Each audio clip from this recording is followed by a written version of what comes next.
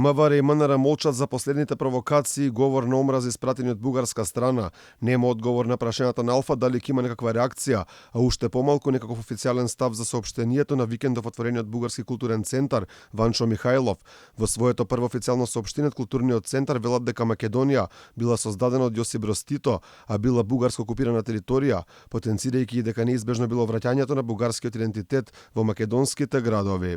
Несомнено, денес, како и Путин, кој жртвите на неговата криминална агресија ги прогласува за фашисти и се уште живите делови од југословенската сатрапија во нашата Македонија го дефинираат како фашизам, неизбежното враќање на бугарскиот идентитет во Битола, Охрид, Велес, Штип, во сета наша напатена Македонија. Оваа коинциденција не е ниту случајна, ниту изненадувачка.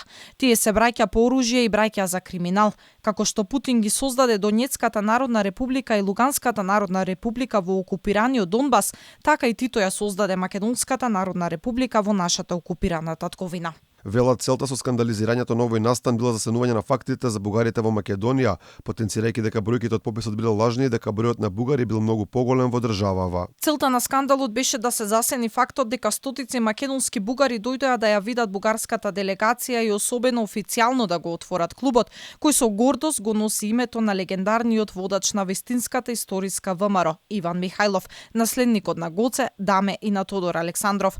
Но ништо не успеа да го исплаши мнозинството македонски патриоти кои дојдоа да покажат дека и покрај манипулацијата со пописот и покрај лажните податоци од него ние сме многу и ние не се плашиме. Како и многу пати досега македонската влада повторно не реагира на бугарските провокации, но сега барем реагираше кабинетот на првиот човек на државата Стево Пендаровски.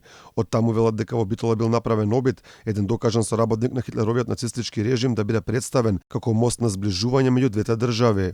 Не спореќи добрата намера на премиерот Петков, вчера во Битола во составот на бугарската делегација беа и двајца представници на поранешната власт во Софија кои беа најгласни противници на македонскиот пат кон Европа. Со самото нивно присуство и изјави беа минимизирани пораките за добрососедство и соработка кои беа испратени од бугарскиот премиер.